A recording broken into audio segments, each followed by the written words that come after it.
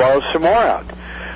But eventually, what happens there is you run out of that stretch, and as it starts to come back down again, you're going to lose that house. So it's all a question of what the survival needs are of that particular family, and there are no simple answers, but there are answers, and you got to have the worst grouping, and that is how life sometimes presents itself, unfortunately. Yeah. How do elder care attorneys charge? If I came to you with the facts of my situation and I asked you for advice, how would that work? How should people be prepared to deal with an elder care attorney?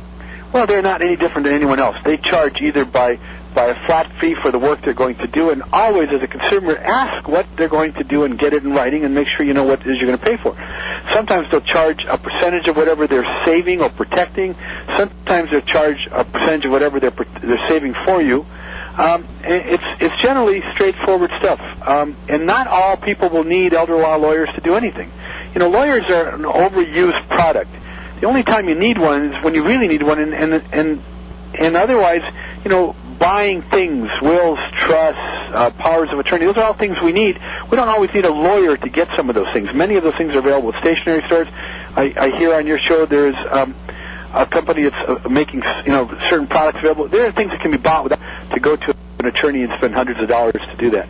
But there will be points in time where a lawyer will be necessary, especially in the elder law area, because some of this stuff is pretty complex. And if they find that they need that, they need to be wise enough to ask, what will it cost, what will the consultation fee be, and what will you actually provide, and can I get that in writing? And they should shop around. It's a good idea to shop around. Well, a lot of people don't even know how to shop. Well, again, lots of good questions. The answer is the Internet has freed up a lot of people to be able to use their fingers to do all the walking.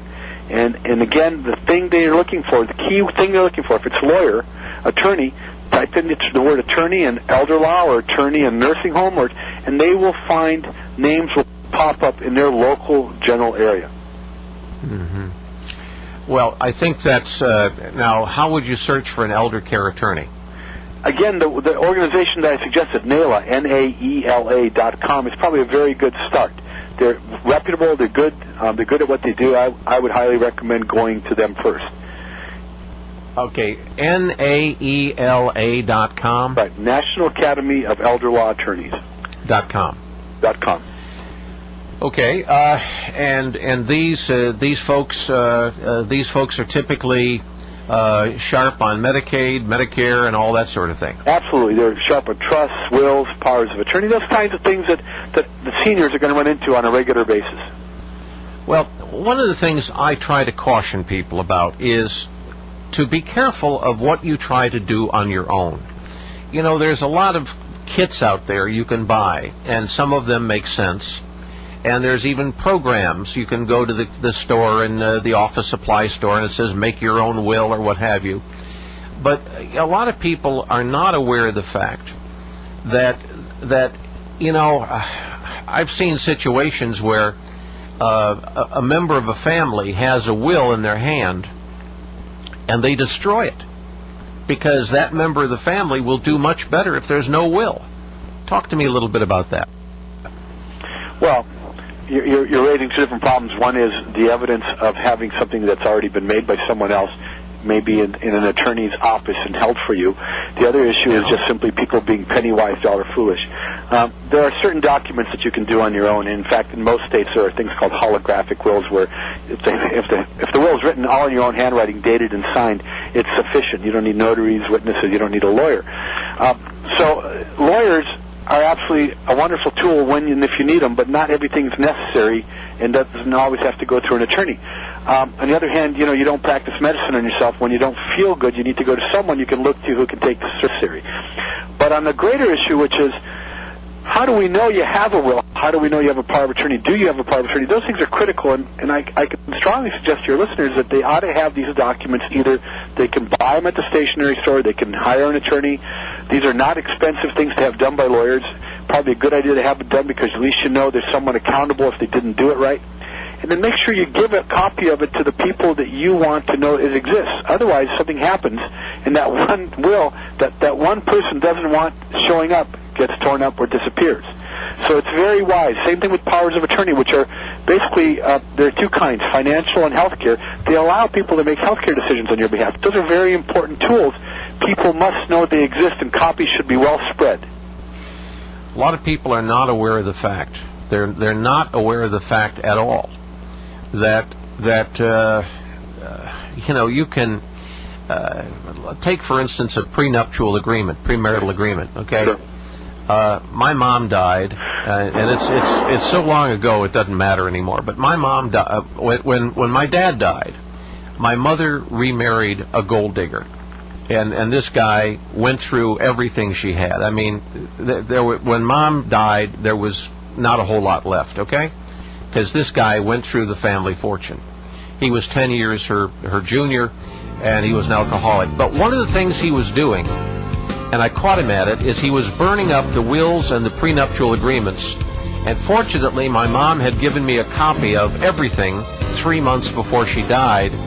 And I went to the house one day and caught him at the fireplace burning up what he thought was the only copy. Well, surprise, I had a copy. And people don't understand how important that is. We'll be right back. Hang on. What a very timely subject, if you will, making sure that your will is in place. And did you know about a holographic will? Very relevant. And just to think this is a flashback moment and a program that aired in 2006, but still very relevant for today. We'll be back with more of Chuck's interview right after this.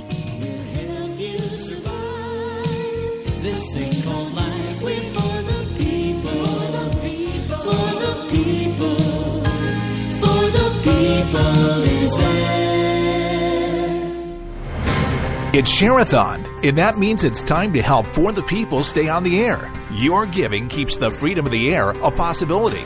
For the People is listener-supported, and only by its listeners are we able to bring you all the news each and every day with common sense, along with a conservative point of view. Help us be a voice of reason in a troubled world, and make a donation today at forthepeopleshow.com. That's forthepeopleshow.com. It's your show, and we work hard to give you all the news and information that you need, with commentary and insights you just don't get on the mainstream media. No fake news, just reality, so you can live your life in the know. Share-a-thon is your opportunity to get behind For the People. Give securely online at forthepeopleshow.com. It's Share-a-thon. Help For the People now at forthepeopleshow.com. Thanks for your support.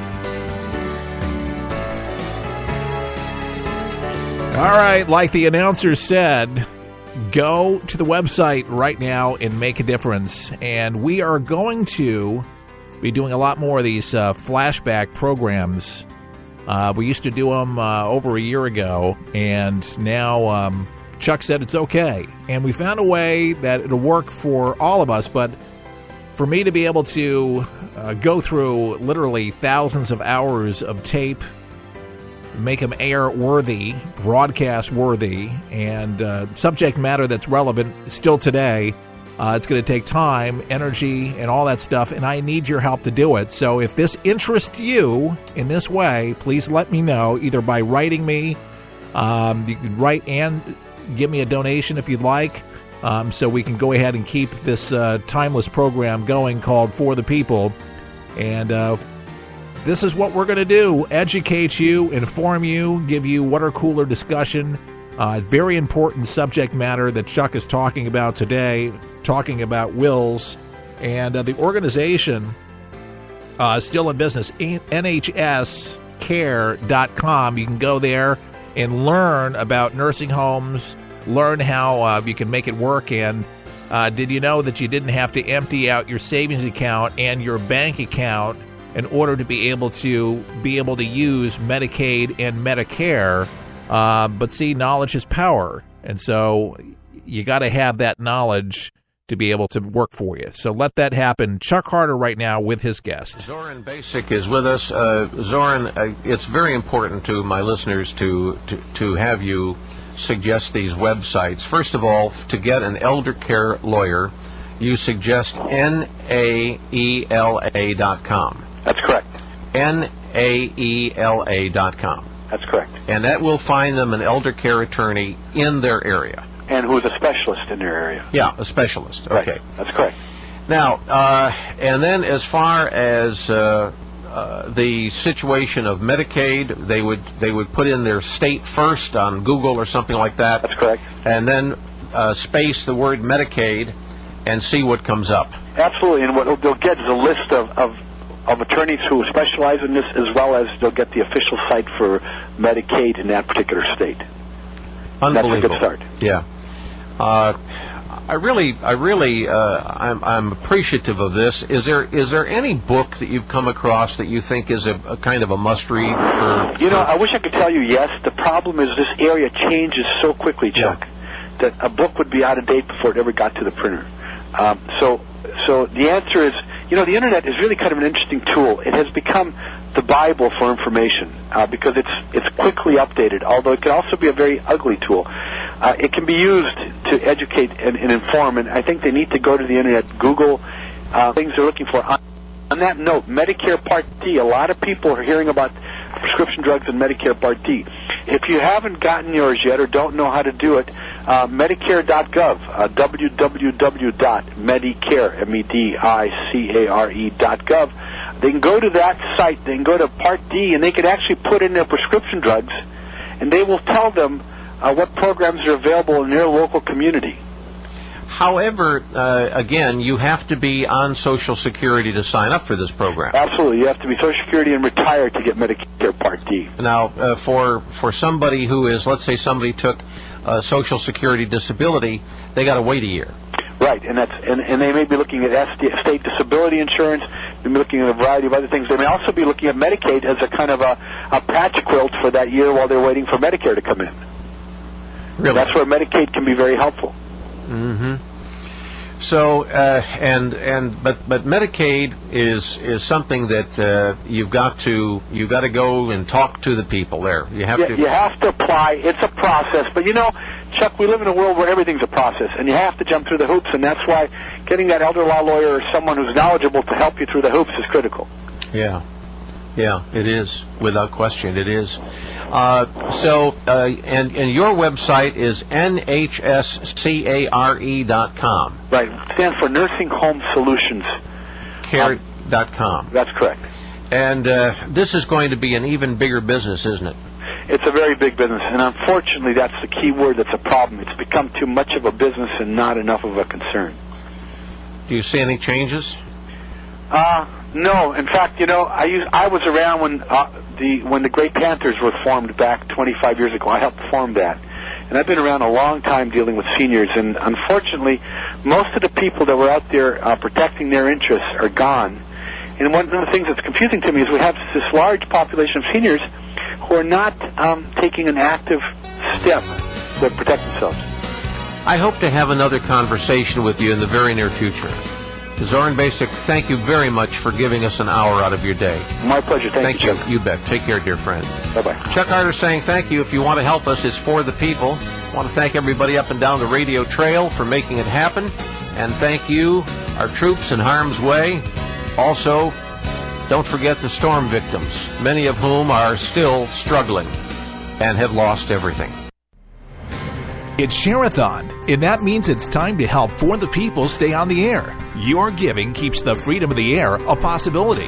For the People is listener-supported, and only by its listeners are we able to bring you all the news each and every day with common sense, along with a conservative point of view. Help us be a voice of reason in a troubled world, and make a donation today at forthepeopleshow.com. That's forthepeopleshow.com. It's your show, and we work hard to give you all the news and information that you need with commentary and insights you just don't get on the mainstream media. No fake news, just reality, so you can live your life in the know. Share-a-thon is your opportunity to get behind For the People. Give securely online at forthepeopleshow.com. It's Share-a-thon. Help For the People now at forthepeopleshow.com. Thanks for your support. All right, friends, if this show matters to you, I'm asking you to please consider giving today. We have not raised a single dollar for Share-a-thon. Not a single dollar, not $1 since we kicked off the broadcast. I wish to God I was kidding, but I am not. I got to tell you the truth. It's a listener-supported broadcast, and the truth is out there. Not $1. You say, oh, but I saw